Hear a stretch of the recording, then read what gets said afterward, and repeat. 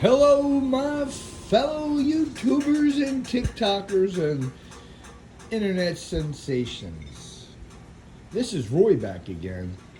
Well, I'll tell you, if anything, I did a whole garage clean out way before my sabbatical.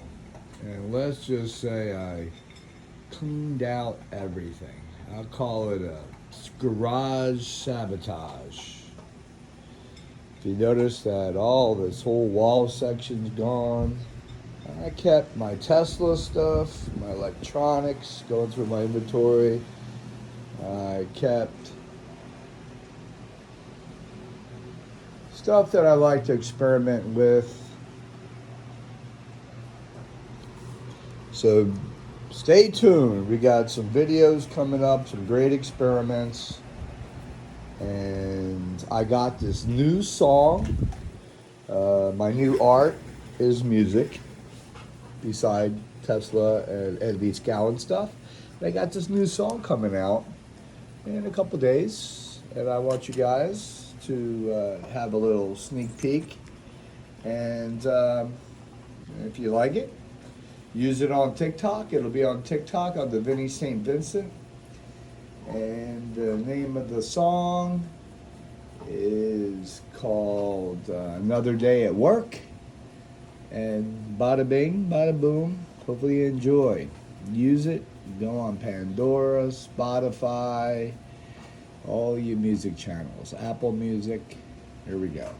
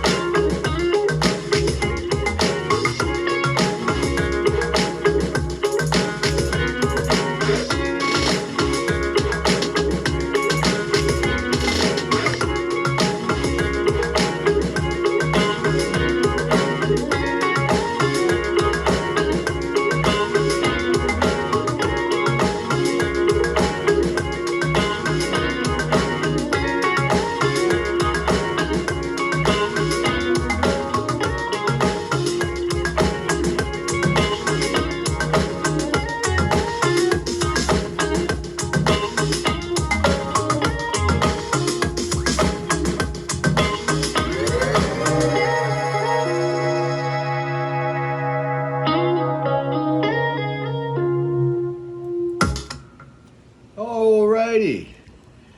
Well, hopefully I don't bore you guys with my music. I know you guys on YouTube love my experiments, my craziness on my Leedskalnin and my Tesla stuff.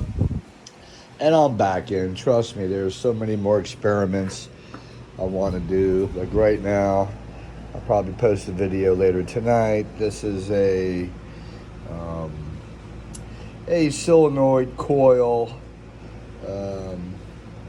that has these contacts on it, and pretty much the way this works is it's hooked up to a reed switch, and here is the reed switch. It's a magnetic reed switch, and the other end is hooked up to a battery. So let's go ahead and see what we can do here. And I'll show you something that's pretty neat. Is this will click. Let me get the wheel turning.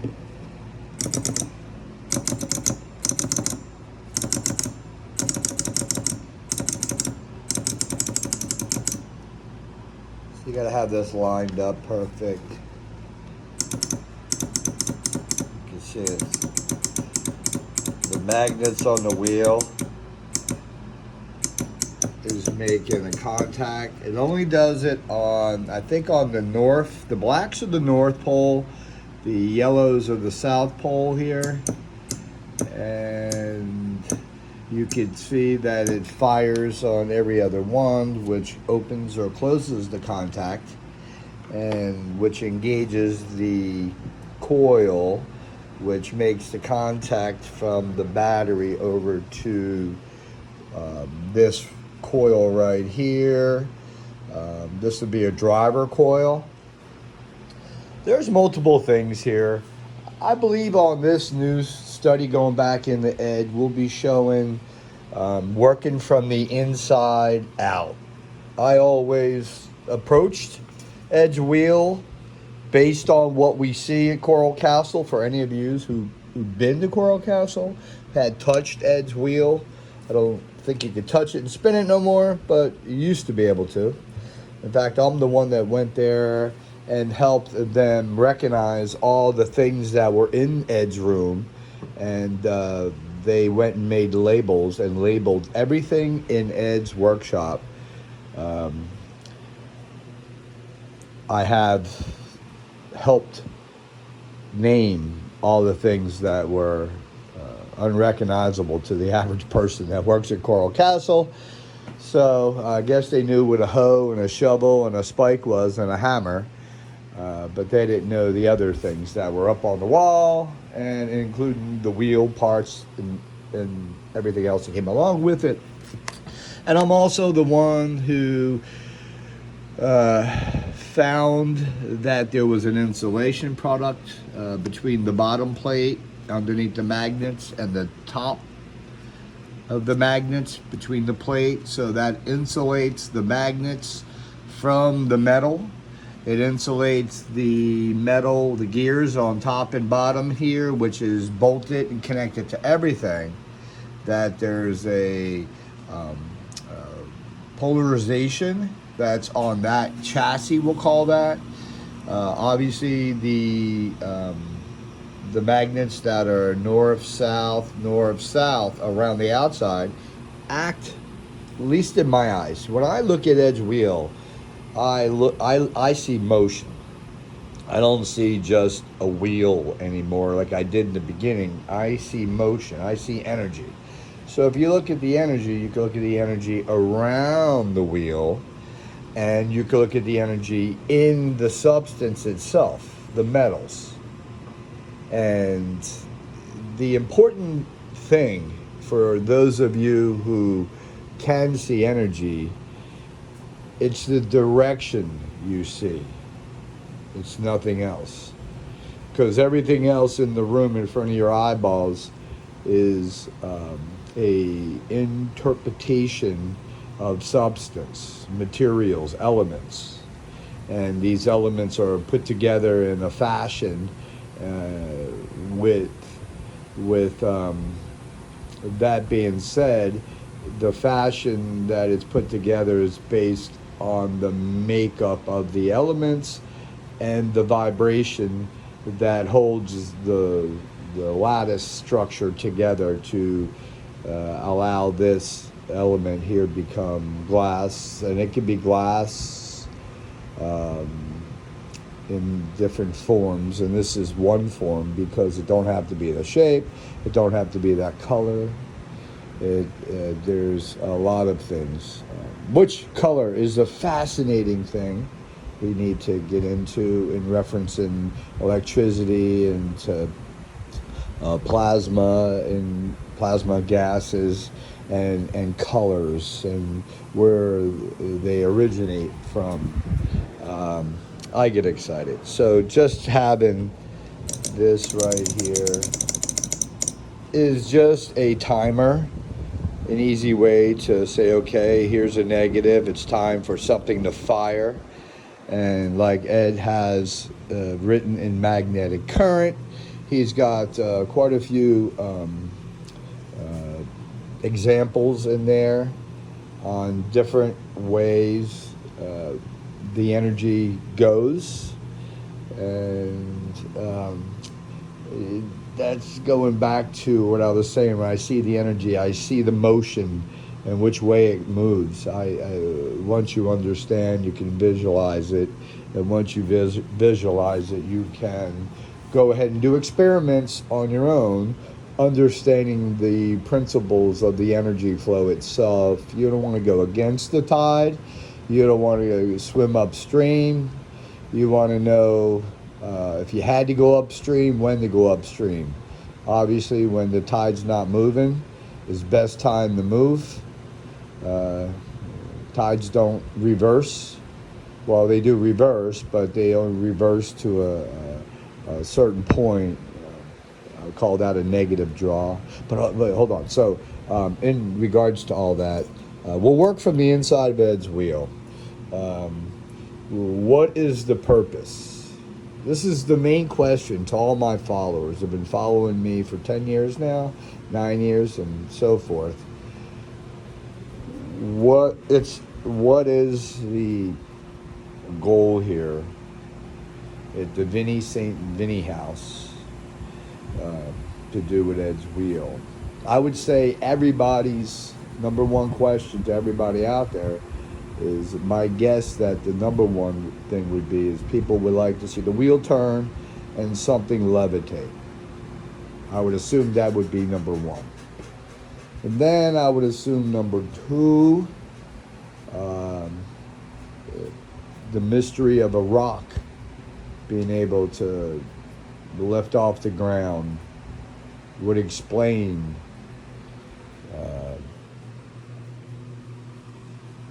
the heavy pieces that Ed and why Ed got into his building over there. Personally, detached from the mysteries of Ed, levitation, love to think Ed did it. I love to think that sound was involved. And if I could say anything about myself, is that the energy is energy. We look at the energy of electricity as a human's slave. And by it being a slave, meaning that it does work for us, we stick our mentality there. But if you go into energy and you see the transformation of energy and you look into the different potentials of the transformation, you can visualize levitation being done in a fashion of vibration which creates sound, which therefore has a residency, a cymatic about itself, and it's able to transform scalar waves, longitudinal waves, into a universal energy that's able to penetrate all things and able to have things as come together. If you look at some of my old videos, I have some round disc like this that I have on a speaker, and they vibrate. And I have it hooked up to a SIG generator, so I can create the frequency, one of those guys. So I can create the frequency and put sand on there, or sugar, something like, and you would see a shape show up by a frequency. So that shows me universally the heavens up there, the skies, the infamous, and all the goop inside there is able to come together and shape and creates a slinky, a spring. Because I always said that the elements were in the shape of a horn. We look at the elements, in a flat piece of paper, whether you're looking up at it, across at it, or down at it, it's shaped like a horn. So if you were to take, this goes out to all the people who think the earth is flat, by the way. Here is flat earth. Here's also my horn. Flat as a son of a bitch. Look how flat it is. It could be even flatter to where it's just as thick as one layer. There's your earth. There's the top round part of the earth, the bottom part round of the earth. It's just a circle. The circle is created. It's sort of an illusion, all the circles. There's a compression and an expansion. And the expansion on the width, I think, is a given based on the material itself and the gases that flow around the material. But once it's becomes in an expansion, you now have curvature, which would explain why the Earth, if North Pole, South Pole, with a tilt, it has flat ends. Just say it's flat on North Pole and flat on South Pole for miles, and say the flat disc is sort of more like this. That is the flat Earth, almost, you can say. So just saying, you can leave your comments, guys. But back to what I was getting at with the horn. So you have all your elements, they're all in a big circle, but then all of a sudden they stretch out and they go in every direction. They're directional, they go every direction, but it's basically all one length turned into itself. And what that allows the elements is space. They don't like to be together. These things, they're all placed by a person who decided to investigate elements from around the world through travels, through kings. And his name was Mendeleev.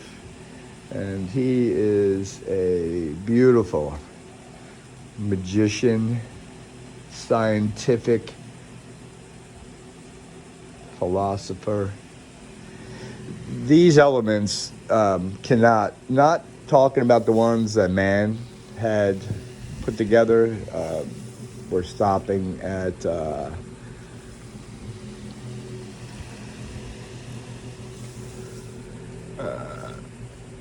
I think we stop over here 87.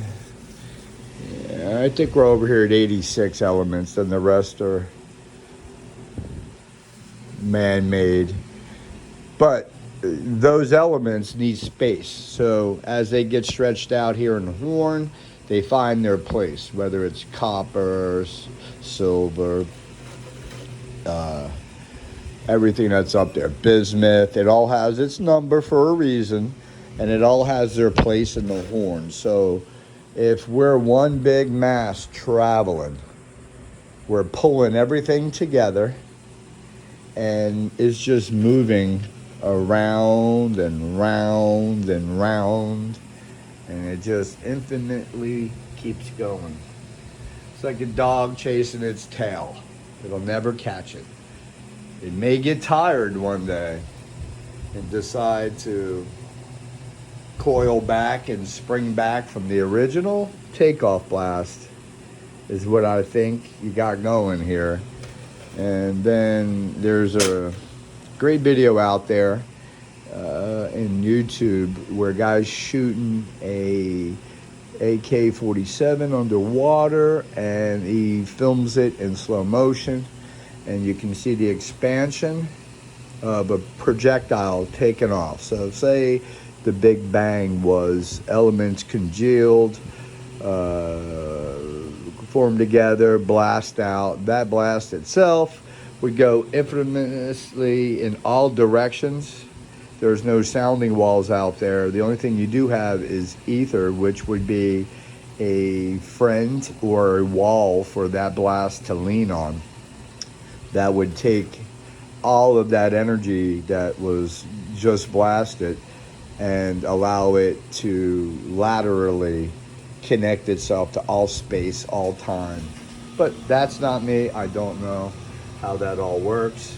I do know I'm talking too much, so I'm going to back off, and you guys can figure out how the universe keeps pushing on, how the planet technically is flat, even though we see around on all of our planets. What we see is not always what you got. And give a shout out to everybody over there across the pond at Leedskalnin, Tesla, Thomas Edison, give you kudos. We'll get back to Edge Wheel. We're going to work on the inside out. We are going to get back to values here on what we like to see. You guys, I left a lot out there for you, so not only please like my song, go on the Spotify, Pandora, it'll be released under Vinny St. Vincent. If you go on TikTok, make TikTok videos, go to Vinny St. Vincent when you want to add music, and I have a selection of good sounds up there for you to add to your song or to your video. I appreciate if you use it. I'd be proud of you using my art, my sound art. And back to Leedskalnin, we're gonna go and do some experiments on the inside of these magnets are neutrals.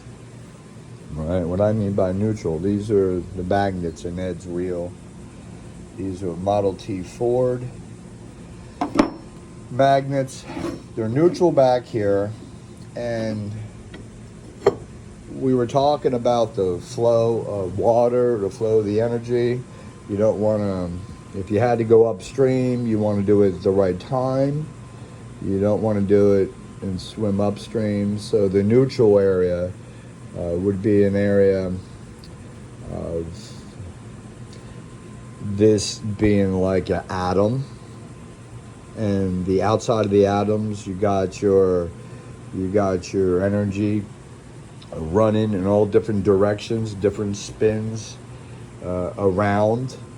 And obviously, if this is a donut and flat, like Earth would be flat, really, and then the expansion in the middle and the bottom, the energy inside the neutral has to be potentially changed on strokes. So what would be a stroke? Well, every time this makes this, that's a stroke. Now, those strokes there should be matching into the Schumann resonance. So Schumann resonance, if you guys don't know about it, look it up. The Schumann resonance is about 6.8 beats per second. 6.8 to 7.4, almost in a good number of your pH of your body. Imagine that. Also, on solstice, winter, summer, there is a heartbeat change in the Schumann resonance. It's had gone up to 40 and change. So you can see that the Schumann resonance is nothing more than the average of lightning strikes on the subsurface to surface, meaning sky to planet. Each one of those would be basically a heartbeat for Mother Earth, and there's an average to it. So that's how you get your Schumann. So if you had your Schumann go, you had this going the Schumann speed, which wouldn't be that fast. It'd be something like this, which is very doable. I don't think the wheel is really designed to go fast. If the neutral in the center needs to be charged and allow a charging time, and then on a half cycle, and then a discharge. The discharge needs to be directed outward. Two things here. One is, I think that could be the energy that makes the wheel turn on its own, so it's self-driven. It is tapping into the Schumann, which would be the pipe that goes in the ground, which basically is a connection to the ground. So we could look at, we need two terminals. There's the ground terminal, and then we need another terminal. So the other terminal, if you look at a car battery, they're together in proximity, and they also are separated, but there's a jellified liquid in between them that allows transfer of energy. Remember we talked about seeing the energy? There's a transfer.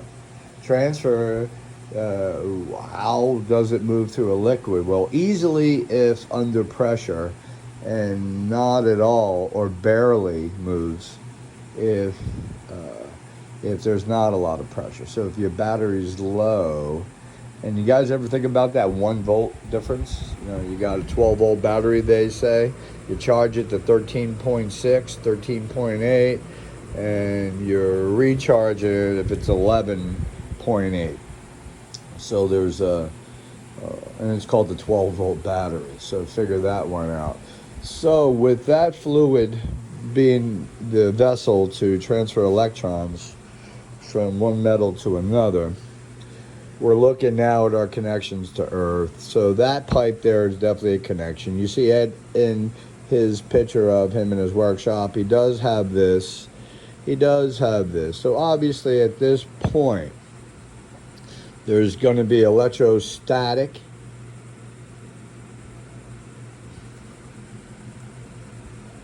involved, I believe. The only thing is I wouldn't want to be touching this with electrostatic build.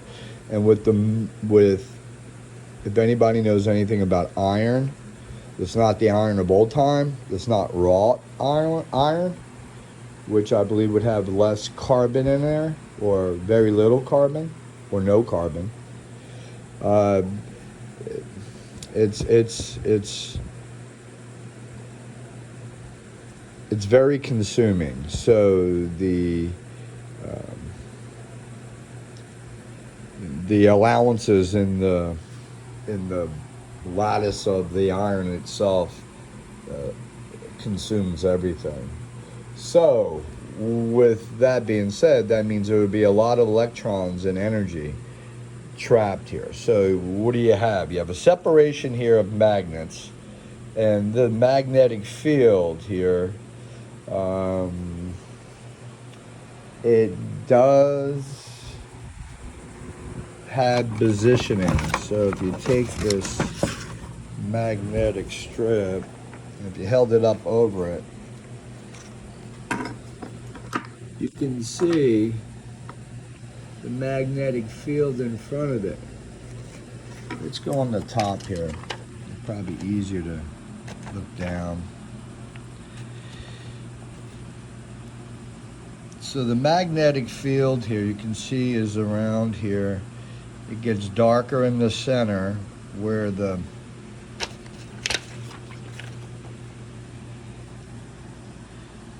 you see the magnetic field showed up on the paper. Then on the front side, it's hard to see right now for you guys, but you can see that the field is coming out and coming around and bouncing around. So it's traveling. So there's the flower looping all the way around the wheel. It's connecting, and it's also doing it up and down as well, and at the bottom is doing it like this. In these magnets here, because he stacked them 5 high. Why are they 5 high? He knew the magnets were weak, 1, and 5 high. Well, what that does is that throws the energy.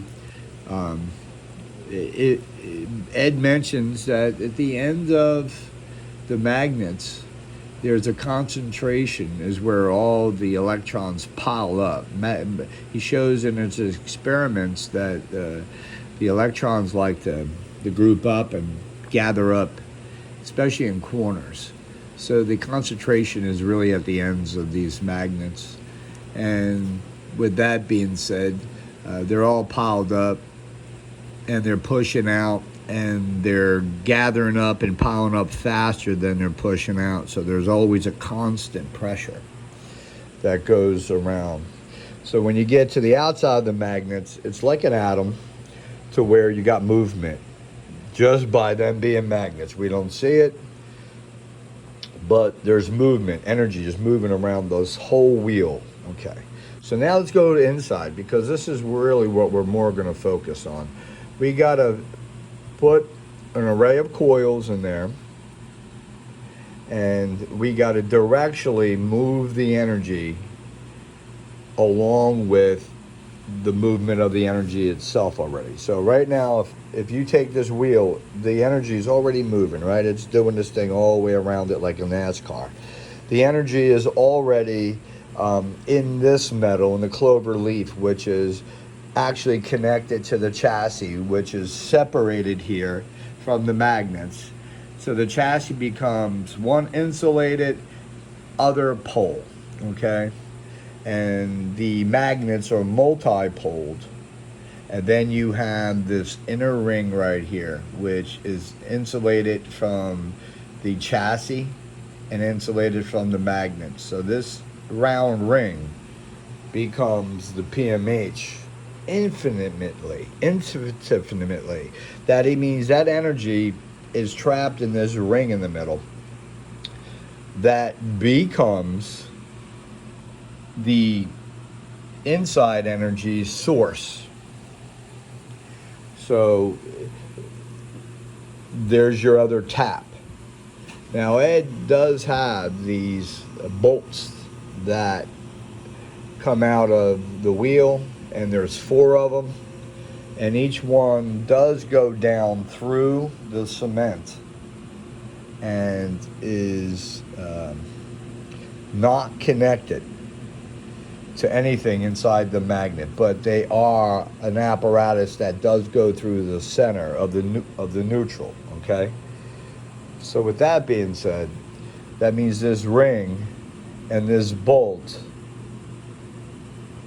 have a way to be connected as a separate conductive force in the wheel. So you have the chassis as one, like you would have the battery as one. You would have your other part of your battery as 2, which would be the chassis. So the energies on those 2 parts of the wheel, of those locations, those taps, I believe, along with the ground, to be able to be the next connection to the wheel that allows the wheel from the inside, in between strokes, so it's able to take its own internal energies and convert them out to electricity, a transformation of energy, from magnetism. So, and magnetism and electricity are 90 degrees off from each other. You can't have one without the other. They are coincidental. They have to be there together in order for one of them to be present. Even as simple as a rock here, iron core rock here, magnetite. It's a rock. It's got iron in there. The iron itself is directionally positioned from the earth. There's a strong magnet, and I could change the poles in the magnet with the stronger magnet. Ed talks about that. But it is about the energy. And we'll get into working from the inside of the wheel. And then we will get into transforming the energy from the wheel into electricity, but also into sound. And then we'll look and see frequencies of items, of what each one is. Piece of plastic, piece of metal, what kind of metal, and what frequency. Now that frequency obviously would be a high number, right? But then we'll go into harmonics of the frequency. And we'll look at the nodal points.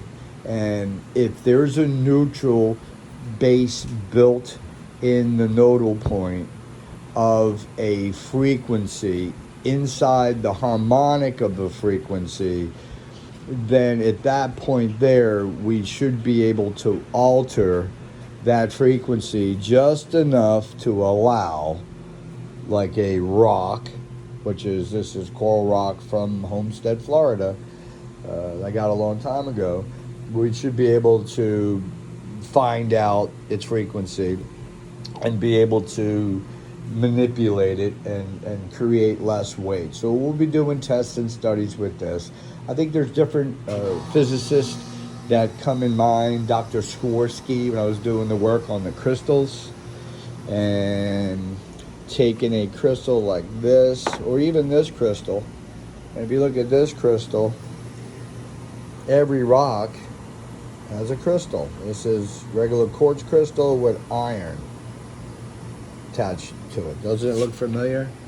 Iron attached to crystal. So the frequency part of any item that's on the periodic table, wow, how we do circles here in 39 minutes. I'm getting off now, guys. If you look at the iron on here, every other element has the same thing. There's a crystal. Crystal has the frequency attached to it, and amongst other things. If you know anything about crystals, there's a right there groove lattice. You can take a razor and you can slice it in its position, and then you can connect it electrically to anything. And how you would connect it electrically is you take a sliver of it and you put it in a little metal chamber so it could vibrate freely in the chamber. And on that chamber you would have two connections, one insulated from the other again, and one is one side of that chamber and one is the in and the out, and it will attach itself and cause the crystal to vibrate. And then what will happen is the crystal will vibrate at its frequency. So it literally controls the frequency once driven by a frequency. So we do not have to put identically the same frequency in. I believe we would get a frequency and get it going. And then at that point, we should be able to control the frequency to get it more narrowed and dialed right in. I guess once we do get it dialed right in, that crystal should vibrate freely in the chamber. And then when you're out of frequency, up or down, so it does have to be right on, that crystal will vary its frequency inside the chamber on its vibratorial setup. Every element has it. Once you guys understand the energy all about that energy. Peace out. Love you all. Be safe.